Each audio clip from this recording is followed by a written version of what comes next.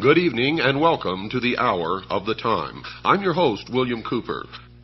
Ah, yes, a nation or world of people who will not use their intelligence are no better than animals who do not have intelligence. Such people are stakes on the table and beasts of burden by choice and consent. Do you fit that description? I certainly hope not. If you do, then it's time to wake up and change it. And if you really want to know in a nutshell what's wrong with this country, go in your bathroom and look in the mirror. Everybody write this down. Write it down. Monday, March 15th. That's a Monday, March 15th, 8 p.m. to 11.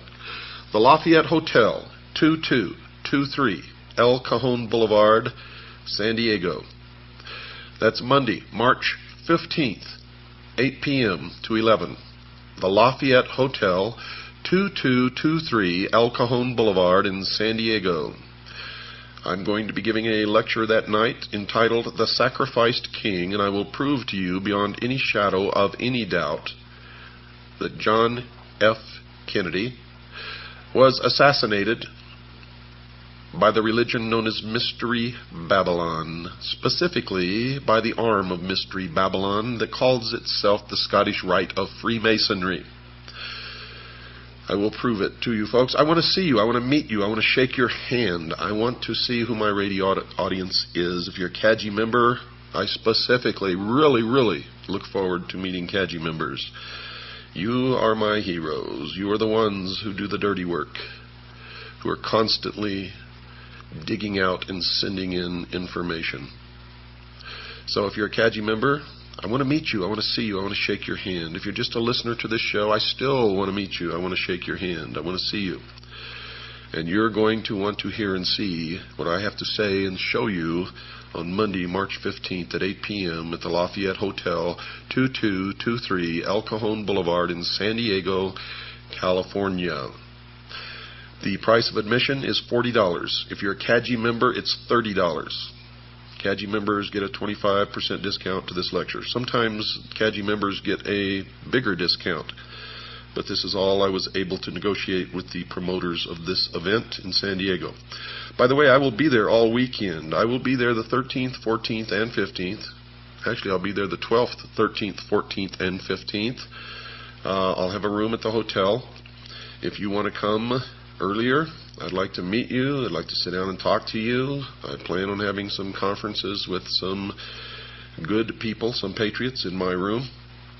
And you'll get to meet my wife and my little daughter, Pooh. They are both looking forward to meeting you also. So, please, put it on your calendar. Start saving your money. Make sure that you are there. It is important. Now, at the same time in this hotel, the National New Age and Truth About UFOs conference is going on. So if you're interested in any of this nutty Looney Tune stuff, you might want to come down and go to some of that too. Now, some of these speakers have something to say.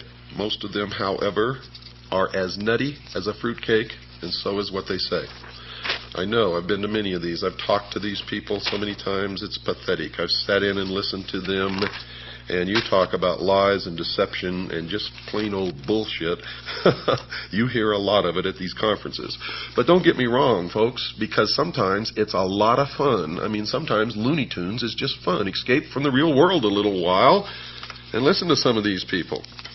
Most of the lectures are free. If you want to go to the workshops, that'll cost you. But most of the lectures are free. I mean, you can sit there all day and listen to these people. And some of them have something to say. Most of them belong in the loony bin. I'm telling you right now. My workshop is 8 o'clock Monday night. Something's wrong, folks, in America. Something's really wrong. Something is destroying everything that we've ever held dear in this country. What is it? Well, if you've been listening to this show, many of you already know what it is. If you've just been listening to the show for a little while, you may have some idea, but you're not quite really sure yet what's going on. Well, I'm going to tell you right now, it's all about religion. Whether you're religious or not doesn't make any difference. It's all about religion. Whether you believe in God or not, it doesn't make any difference. It's all about a big battle between good and evil. And most of it, I got to tell you, exists in the minds of men. Some of it's real. The question is, what's real? What's deception? What should we be paying any attention to? What is it that's driving us insane? Yes, something is wrong in America. The sound you hear is dripping blood. This is the start of Black Sunday.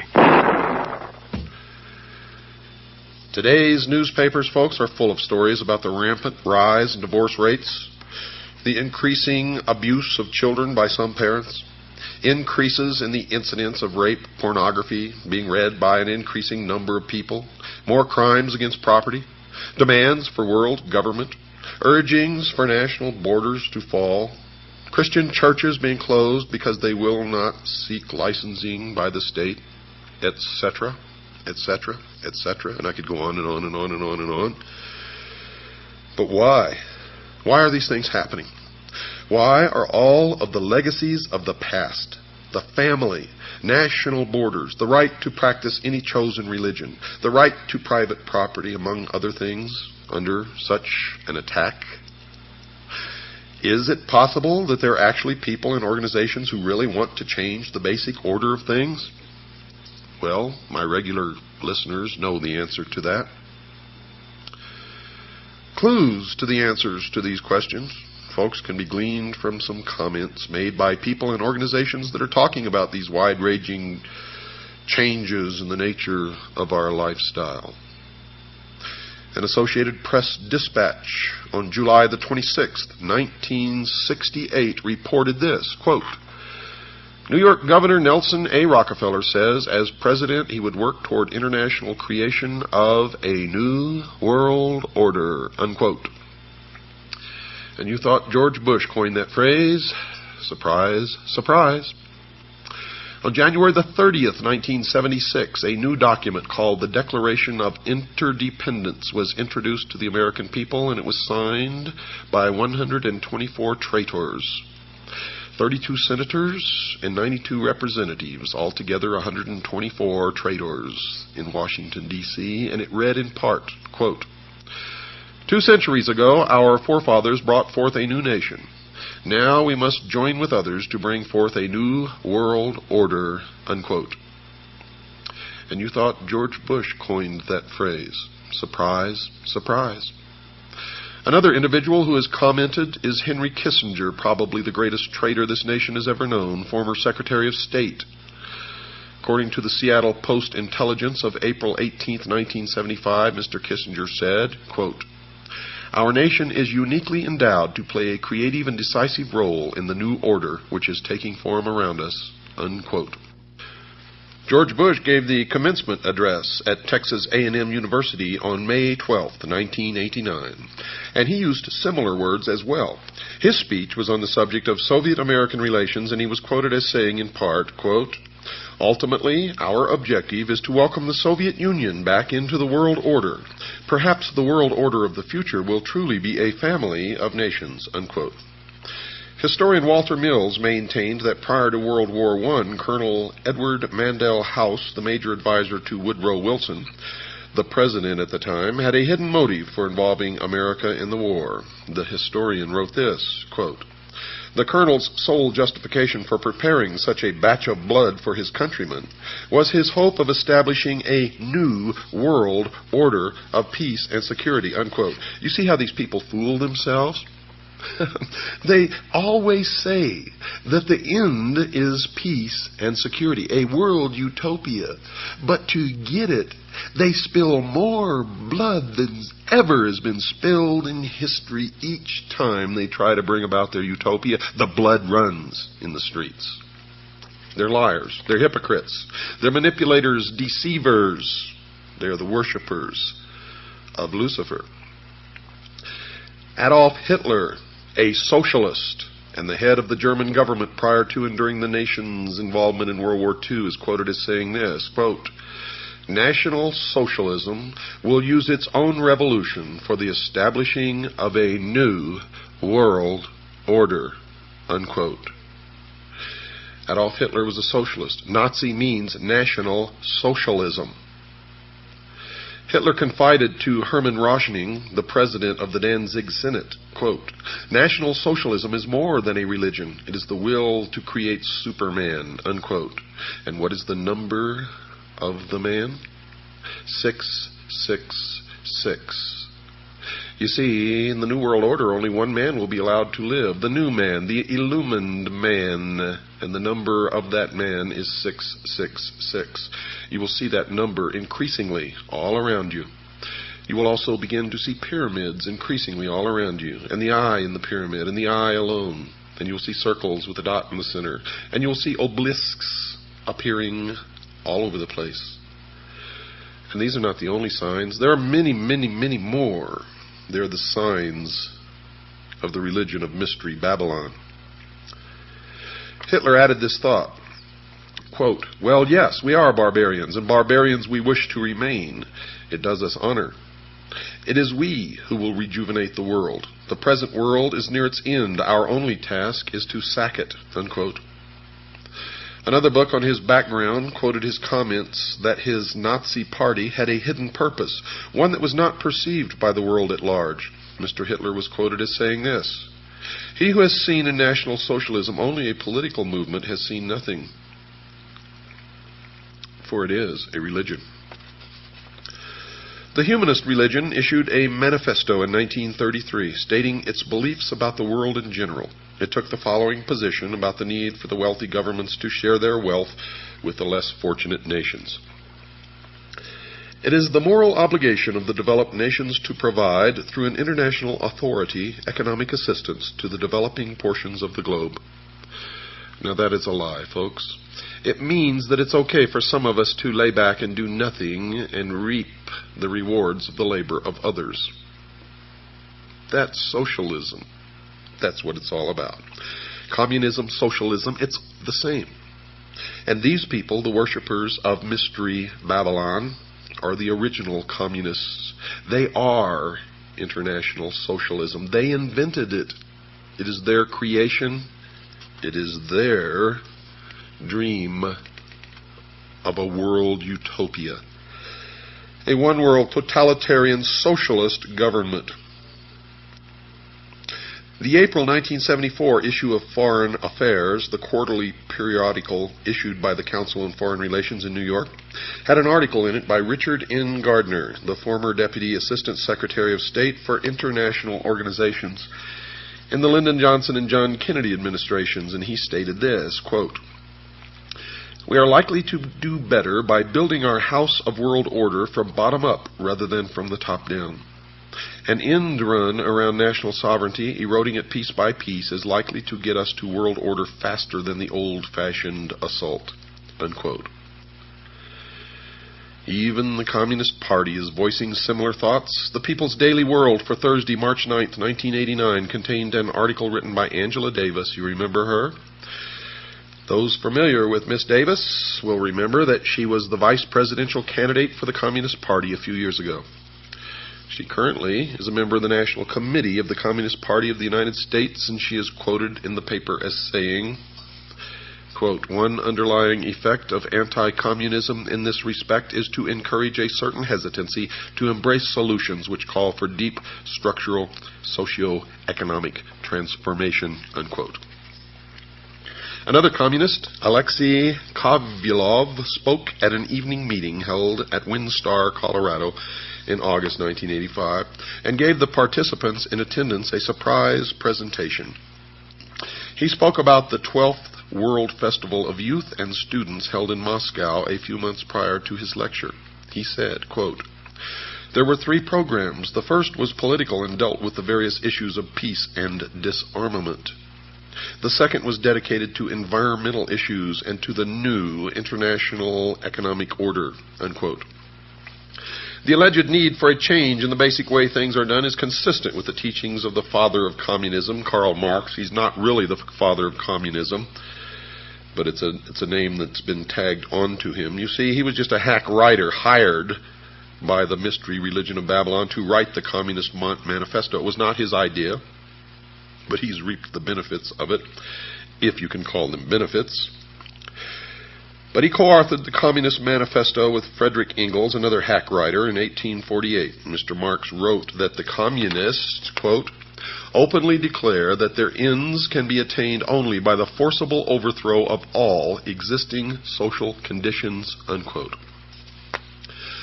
Nesta Webster, a writer on the subject of conspiratorial organizations in the past, wrote this in her book entitled Secret Societies, quote, the revolution desired by the leaders of world revolution is a moral and spiritual revolution, an anarchy of ideas by which all standards set up throughout 19 centuries shall be reversed, all honored traditions trampled underfoot, and above all, the Christian ideal finally obliterated, unquote.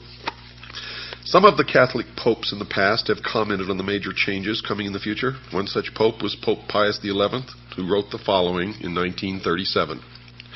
Communism has behind it occult forces for which a long time have been working for the overthrow of the Christian social order, unquote. One of the popes who preceded him, Pope Pius IX, wrote this in November 1846 about the changes that he saw in the future.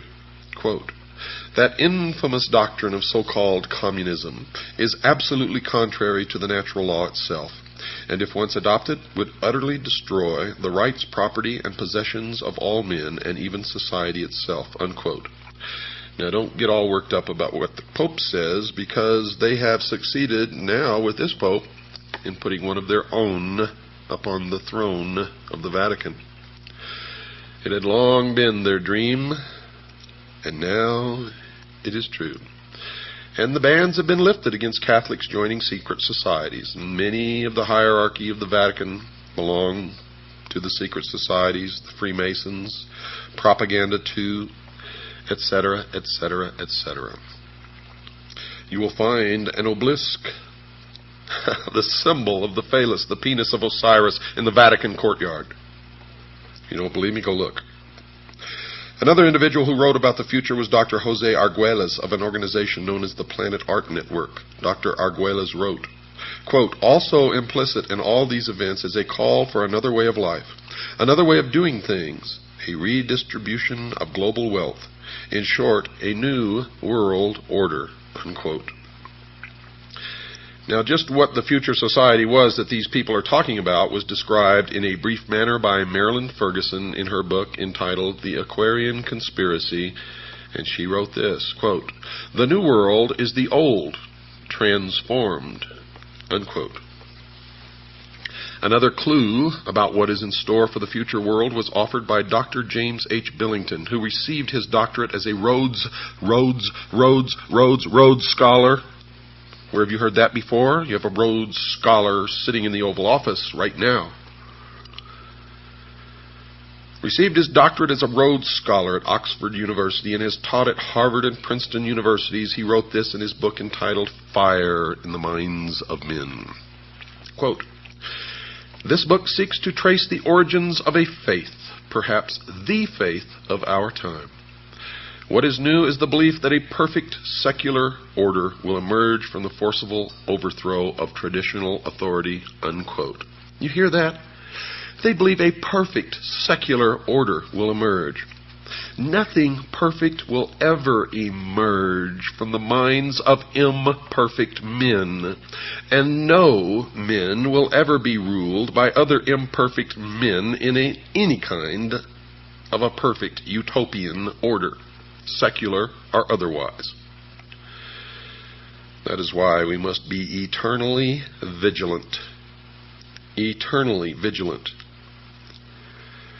That these future changes would involve force and slavery was confirmed by B.F. Skinner, chairman of the psychology department at Harvard University. In his book entitled Beyond Freedom and Dignity, Dr. Skinner has been called the most influential of living American psychologists by Time magazine. So the world should listen to the professor when he speaks. The magazine told the reader what the message of Professor Skinner's book was. Quote, We can no longer afford freedom, and so it must be replaced with control over man, his conduct, and his culture, unquote. Not long ago in the Los Angeles Times, there was an article called 10 Forecasts for the Coming Decade. One of these was chemical or electronic implants to control individual behavior on a 24-hour basis. Another student of these changes is Alvin Toffler, who wrote this in his book entitled The Third Wave. And you should read everything that he's written, by the way, because what he's writing is what is coming. Quote, "A new civilization is emerging in our lives. This new civilization brings with it new family styles, changed ways of working, loving, and living, a new economy, new political conflicts, and beyond all this, an altered consciousness as well. The dawn of this new civilization is the single most explosive fact of our lifetimes," unquote. Another scientist involved in commenting upon the future changes was Dr. Carl Sagan, and he's observed this, quote, "It's clear that sometime, relatively soon in terms of the lifetime of the human species, people will identify with the entire planet and the species," unquote. Now the reason, folks, why these changes are necessary was explained by Manly P. Hall, perhaps the world's leading authority on esoteric words and language. He was a 33rd degree Freemason. He wrote in his book entitled Lectures on Ancient Philosophy, quote, "The time has not yet arrived when the average man is strong enough or wise enough to rule himself," unquote. And he explained who he considered worthy enough to rule those on the world considered by the experts to be incapable of governing themselves. He wrote this, quote, "Never will peace reign upon the earth until we are ruled by the fit." And who is the fit? Why, them, of course. The illumined, the priest of the mystery religion of Babylon. Mr. Hall even indicated that these changes would occur soon. He wrote this comment in his book previously cited, quote, 100 years ago, meaning in 1884, folks, it was predicted that within a few centuries men would revert to the gods of Plato and Aristotle. We may all look forward with eager anticipation to that nobler day when the gods of philosophy once more shall rule the world, unquote. Aldous Huxley, in his book called Brave New World Revisited, quotes a character called the Grand Inquisitor in one of Fyodor Mikhailovich Dostoevsky's parables as saying this, quote, "In the end they, the people, will lay their freedom at our, the controller's feet, and say to us, 'Make us your slaves, but feed us,'" unquote. The Tucson Citizen newspaper of November the 3rd, 1988, printed a photograph of a group of people involved in a march for literacy, and it clearly demonstrated that at least some people in America are now asking their government to make them their slaves. The picture showed a demonstrator carrying a picket sign that read, quote, "Uncle Sam, we want you to support us," unquote. Mr. Huxley gave us a date when we could expect these changes to occur. He wrote the following in his book written in 1958, quote, "The 21st century will be the era of world controllers," unquote. And then he told us why these controllers would not fail. Quote, "The older dictators fell because they could never supply their subjects with enough bread, enough circuses, enough miracles and mysteries. Under a scientific dictatorship, education will really work, with the result that most men and women will grow up to love their servitude and will never dream of revolution. There seems to be no good reason why a thoroughly scientific dictatorship should ever be overthrown," unquote. Someone who might have given the world the date for the commencement of these predicted changes was Zbigniew Brzezinski, a Marxist, President Jimmy Carter's national security advisor during his 4-year administration. And he wrote the following in his book entitled Between Two Ages, by the way. You should read every book that he's ever written. You will be angered. Quote, "Either 1976 or 1989, the 200th anniversary of the Constitution, could serve as a suitable target date for culminating a national dialogue on the relevance of existing arrangements, the workings of the representative process, and the desirability of imitating the various European regionalization reforms and of streamlining the administrative structure," unquote. And it did begin exactly when he said it would. So the people of the world can now determine what those changes are that those in the positions of implementing changes have in store for them. In summary, folks, these changes are. The old world is coming to an end. It will be replaced with a new way of doing things. The new world will be called the New World Order. This new structuring will redistribute property from the have nations and will give it to the have-not nations. The New World Order will include changes in the family, the workplace, religion. The United States will play a major role in bringing it to the world. World wars have been fought to further its aims. Adolf Hitler, the Nazi socialist, supported the goal of the planners. The majority of the people will not readily accept the New World Order, but will be deceived into accepting it by two strategies. One, those in favor of the changes will have become seated in the very thrones of power, generally without the public realizing that fact, and this has already occurred. Two, the old world order will be destroyed piece by a series of planned nibbles at the established format. The Communist Party is actively supporting the changes to the New World Order. The basic tenets of Christianity, which were the base for the old world order, will have to be eliminated. If the slower methodical techniques of change do not function, violence will be introduced and controlled by the planners, including possibly a World War III using atomic weapons. The people of the world will give up their freedom to the controllers because there will be a planned famine or some other serious occurrence such as a depression or war. The change to the New World Order is coming shortly, folks, and it has already begun. However, if that is not the case, it will be introduced one step at a time so that the entire structure will be in place by the year 1999. We've got to take a short break. Don't go away, folks. I'll be right back after this very short pause. Yes, folks, something is indeed wrong in America. And many sense that changes in this nation's lifestyle are occurring. Most of us know full well that these changes are taking place. The newspapers are saturated with articles reporting the activities of those advocating increased governmental spending for a variety of unconstitutional purposes. Organizations supporting a globalism concept urge the world to adopt a one-world government. Psychologists preaching the destruction of the family unit and recommending that the society rear the nation's children. Governments closing private schools, and nations forming regional governments under which national borders are scheduled to disappear. And still the sheeple think that all of this is happening by accident, and any concept that it is being brought about by a carefully orchestrated plan is the product of crazy conspiratorialists.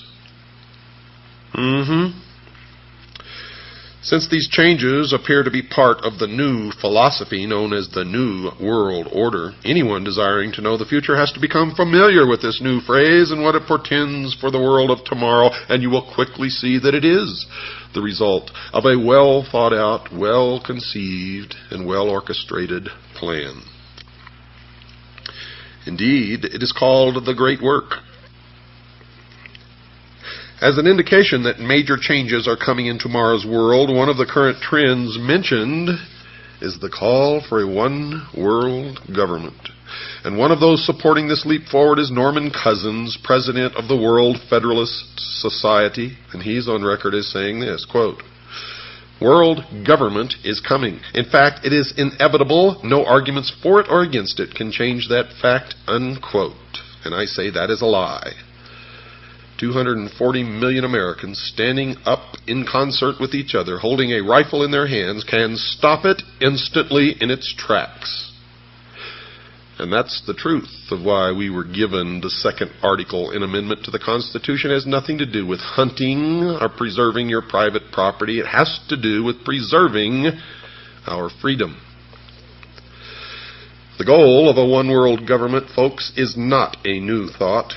One of the earliest formal organizations that supported the concept of that goal was the Illuminati, founded on May 1st, 1776 by Adam Weishaupt, a Jesuit priest, a professor at Ingolstadt University, a Jesuit university, a teacher of canon law.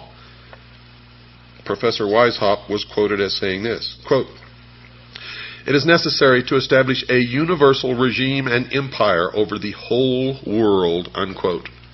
Now let me tell you the truth about the Illuminati. Adam Weishaupt did not establish the Illuminati, nor did the Illuminati die with Adam Weishaupt. Make sure you understand that.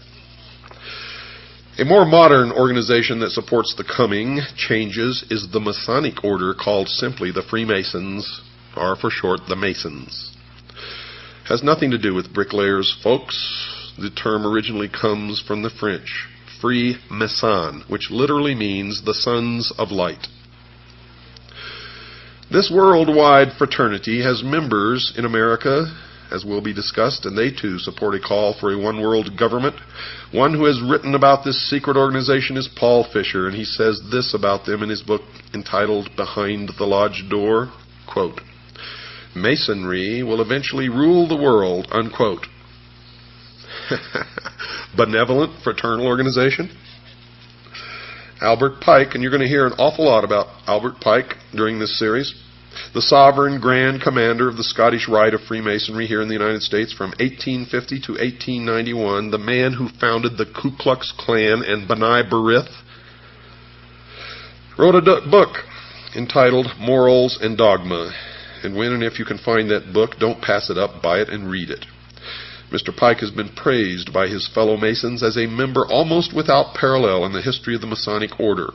He was a great friend of Giuseppe Mazzini, the ruler of the European branch of the Illuminati. Karl Claudi himself, a Masonic writer of great esteem, wrote this about Pike. Quote, "Albert Pike, one of the greatest geniuses Freemasonry has ever known. He was a mystic, a symbolist, a teacher of the hidden truths of Freemasonry," unquote. So the outsider can know that whenever Mr. Pike speaks, he speaks with authority and knowledge. He is perhaps the greatest Masonic writer of all time, and I would add next to Manly P. Hall. His book is given to each Scottish Rite Southern Jurisdiction Freemason who is asked to read it. There seems to be a difference of opinion as to whether or not this book is still required reading for each Scottish Rite Mason, as we were told that it was given to each Scottish Rite Mason in Tucson. Other Masons say that that is not true, but you have to remember they're sworn not to reveal the secrets of the lodge, and therefore you can never trust them to tell you the truth no matter what they're telling you. But in this book, Morals and Dogma, Pike informs the new Mason about the moral teachings of the Masonic Lodge. He instructs the Masonic reader that the order will eventually be asked to rule the entire globe, and he wrote this, quote, "The world will soon come to us for its sovereigns and pontiffs. We shall constitute the equilibrium of the universe and be rulers over the masters of the world," unquote. He wrote this supportive statement in a book entitled Legenda, quote, "And thus the warfare against the powers of evil that crushed the order of the temple goes steadily on, and freedom marches ever onward toward the conquest of the world," unquote. Reference to the order of the temple is reference to the Knights Templars, who were destroyed in concert by King Philip of France and Pope Clement V. And the powers of evil referred to in this paragraph is the Christian church, the Christian religion, Christianity as a whole. Let me read it to you again, just in case you weren't paying attention. Quote, "And thus the warfare against the powers of evil that crushed the order of the temple goes steadily on, and freedom marches ever onward toward the conquest of the world," unquote.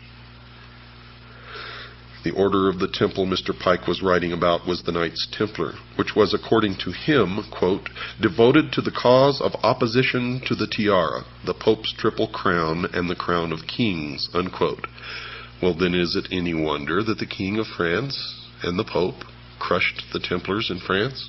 For that is the only place that they were truly crushed. Mr. Pike said that the Catholic Church was a power of evil because it had crushed the Templars, even though he admitted that they were devoted to opposition to the Church and its leader, the Pope. But the major point of that quote is that these forces of opposition, presumably meaning the Masons, are marching onward toward the conquest of the world.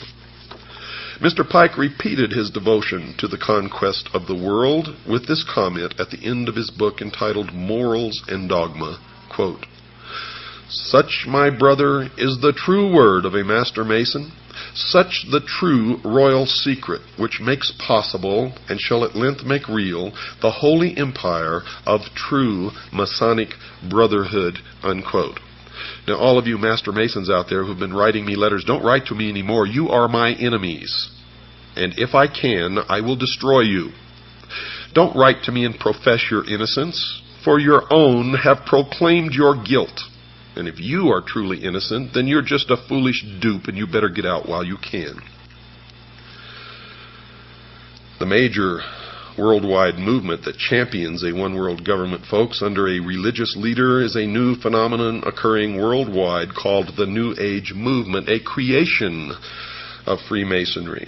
The newspaper put out by the Scottish Rite of Freemasonry is called The New Age. Tex Mars, a researcher into this new religion, has written 2 books on the subject. Both of these books are excellent primers for those who wish to know more about the beliefs of this religion. The 2 books are entitled Dark Secrets of the New Age and Mystery Mark of the New Age, and he has written, quote, "The New Age movement has undeniably taken on the definite form of a religion, of course, because it is Mystery Babylon." He goes on to say, "complete with an agreed-upon body of doctrine, printed scripture, a pattern of worship and ritual, a functioning group of ministers and lay leaders," unquote. Another writer who has written 2 books on the New Age religion is Constance Cumby. Her 2 books are called The Hidden Dangers of the Rainbow and A Planned Deception. She has written this, quote, "The New Age movement is a religion, complete with its own Bibles, prayers, and mantras, Vatican City, Jerusalem equivalents, priests and gurus, born-again experiences, they call it rebirthing, spiritual laws and commandments, psychics and prophets, and nearly every other indicia of a religion," unquote. The new religion has a series of leaders. One is a woman named Alice Bailey, a prolific writer on the subject of the New Age. She was the founder of an organization called the Arcane School, one of the major Lucis Trust divisions. The Lucis Trust was a major publisher of books supporting the religion and published a newsletter or newspaper called Lucifer. In her book entitled The Externalization of the Hierarchy, she told her readers who the organizations were that were going to bring the New Age religion to the world, and she identified them as being, quote, "the 3 main channels through which the preparation for the New Age is going on might be regarded as the Church, the Masonic fraternity, and the educational field." And folks, that is exactly who is bringing it to realization.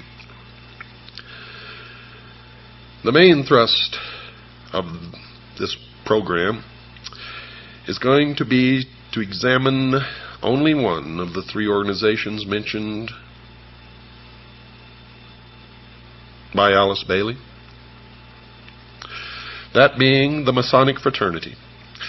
There are numerous works by other writers, lecturers, researchers, exposing the involvement of the church in the educational field in the New Age movement and in the New World Order.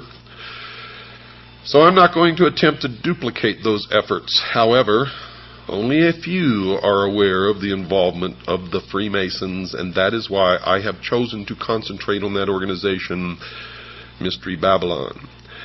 And the reason I'm concentrating on that organization is because it is their members who have infiltrated the church and the educational field who control those other 2 organizations. So really there's only one organization that needs to be dealt with, and that is Freemasonry. Another major writer on the New Age movement is Benjamin Creme, and he admitted in his book entitled The Reappearance of the Christ and the Masters of Wisdom that, quote, "the new religion will manifest, for instance, through organizations like Masonry. In Freemasonry is embedded the core of the secret of the occult mysteries," unquote. So, Masonry conceals a great mystery inside its temples, one that is connected somehow to the New Age movement. The Masons admit in some of their writings that they too are anticipating a New Age, a series of major changes. Henry Clausen, the past sovereign Grand Commander, the equivalent of their president of the Scottish Rite of Freemasonry, has been quoted as saying this, quote, "We look towards a transforming into a new age using, however, the insight and wisdom of the ancient mystics," unquote. The Masons claim that the things that they believe in are as old as the ancient civilizations. They also claim that these mystics, the ancient philosophers, had the wisdom of all ages and that somehow this knowledge has become lost through the centuries. Humanity today does not possess this knowledge, but it has become the task of the Masons and other truth-seekers who turn out in every case of investigation to be liars and deceivers and manipulators, to rediscover these principles for the benefit of all mankind. Those possessing this knowledge will correct the world's current problems. Some of the Masons also claim to have identified the cause of these problems. One of the most prolific writers on the subject of this lost truth, as I have mentioned earlier, is Manly P. Hall, a 33rd degree Mason. For those unfamiliar with the Masonic degrees, all Masons in America start through what is called the Blue Lodge, consisting of only 3 degrees. A Master Mason is of the 3rd degree and really knows nothing, even though he thinks that he has been illumined, and I get letters from them all the time. I'm a Master Mason, and I never heard of any of the stuff that you're talking about. Oh, boy. It amazes me, folks. It just absolutely amazes me that people are so stupid. Drives me wild. The initiate into the Blue Lodge goes through 3 separate and different initiation ceremonies, one for each degree. After completing these ceremonies, he may stay where he is or choose to affiliate himself with either the York Rite, which has 13 degrees, or the Scottish Rite, which has 32, and then the meritorious 33rd. The latter is divided into 2 separate jurisdictions, the Southern and the Northern. And these are based primarily on state borders, and whether one joins one or the other depends on where the initiate lives. The 2 Scottish rites have an additional 29 degrees, making for a total of 32. There is one more degree called the 33rd degree, which is honorary, and only a few are invited into that degree, and to even be considered, they must perform some major work toward the completion of the great work, which is the plan to bring about the utopia on earth, the socialist dream. The York Rite has a total of 9 degrees. However, since little has been revealed about this order, we will concentrate on only the Scottish Rite, and in particular the Southern jurisdiction. Well, I've since discovered that the York Rite has a total of 13 degrees, folks, not just 9. Mr. Hall has written a book entitled Lectures on Ancient Philosophy, in which he talks a great deal about the Masonic fraternity. And this is his comment about the coming changes. Quote, "A new day is dawning for Freemasonry. From the insufficiency of theology and the hopelessness of materialism, men are turning to seek the God of philosophy." Unquote. Notice that Mr. Hall has said that current theology, obviously current religion, has proven insufficient. Also, he feels that materialism, meaning the right to private property, is also a failure. But more importantly, he points out that this new God of the Freemasons is somehow different from the God of the Jews and Christians. As will be illustrated later, some of the Masons believe that the God of the Bible is a God of evil. Helena Petrovna Blavatsky, perhaps the founder of the current New Age movement, has also determined that the Masons are somehow supportive of her religious views. She wrote this in her book entitled The Secret Doctrine. Quote, "At the end of the 18th and the beginning of the 19th centuries, many Freemasons traveled to Tibet, where they were initiated into the esoteric, defined as intended for or understood by only a chosen few as an inner group of disciples or initiates, by an esoteric order of the Masters of Wisdom." Unquote. It should be expected that she would support the Masonic fraternity. In 1875, she founded an organization called the Theosophical Society, basically dedicated to teaching the world about her new secret religion. One of the earliest members of that organization was Albert Pike, later to become the Sovereign Grand Commander of the Scottish Rite of Freemasonry. Albert Pike, who later became a 33rd degree Mason, the highest degree attainable, also saw that there were some significant changes coming and that he was supportive of those changes. He wrote the following in his book entitled Morals and Dogma. Quote, "We can look on all the evils of the world and see that it is only the hour before sunrise and that the light is coming." Unquote. Now, if Mr. Hall is right, the evils that his fellow Mason Albert Pike saw are connected to current religion, and that which is coming is somehow different from these religious views. Mr. Hall, who is mentioned previously as another 33rd degree Mason, also wrote that a new day was coming and that it was not too far into the future. Quote, "A new light is breaking in the east." The significance of the location, the east, I have already pointed out. It is the point where the sun rises. A more glorious day is at hand. The rule of the philosophic elect, the dream of the ages, will yet be realized and is not too far distant. Unquote. So, Mr. Hall is also expecting that these changes are about to occur in the not-too-distant future. Someone who attempted to zero in on when these changes were expected to occur was Alice Bailey, previously mentioned. She wrote about when she thought the New Age would arrive. Quote, "Eventually there will appear the Church Universal, and its definite outlines will appear towards the close of this century," unquote. And you have already seen the emergence of the Universalist Church. Since she wrote early in the 20th century, we can see that she was predicting the eventual arrival of the New Age sometime around the 1990s. This estimate of that date is not too far wrong, as will be demonstrated later in this series of programs. Whatever is coming in the future, some New Agers have told us that they expect that it will last for a long time. One such writer is Ruth Montgomery, who wrote that she saw that the new religion would rule the earth for 1,000 years. She wrote the following in her book entitled Herald for the New Age. Quote, "The New Age, the millennium, a millennium is a period of 1,000 years, will see an end to that strife, at least for 1,000 years, unquote. Now, just what the New Age religion that will last for at least 1,000 years on earth, what is it? One who attempted to answer that question was Constance Cumby in her book entitled The Hidden Dangers of the Rainbow. She wrote that these were the basic tenets of the new religion. Listen closely. The plan for the future includes the installation of a New World Messiah, the implementation of a New World government and New World religion under Maitreya, an individual who will be examined later in this series of programs. 2. A universal credit card system will be implemented as a cashless society. 3. A World Food Authority will control all of the world's food supply. 4. A universal tax. 5. A universal draft. And 6. They intend on utterly rooting out people who believe the Bible and worship God, and to completely stamp out Christianity from the face of this earth. As was discussed prior to this summary, certain people have indicated that they see the Catholic Church as an enemy. Here, Mrs. Cumby says that they see not only Catholicism as the enemy, they also see all of Christianity as an enemy.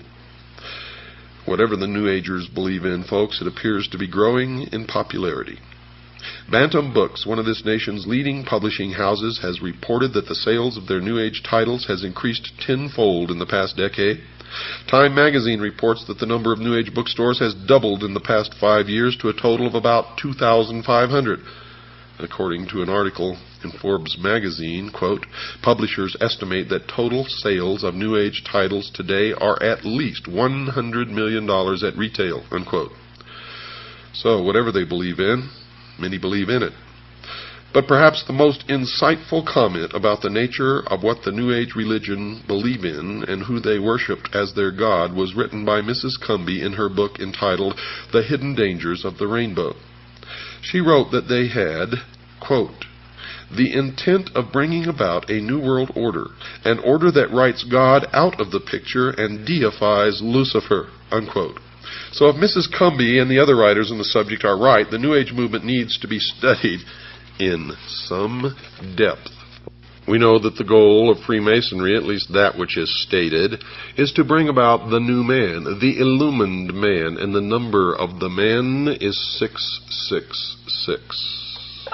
Now, you want to know what we need to do, folks? I want you to listen to this closing song. Good night, and God bless you all.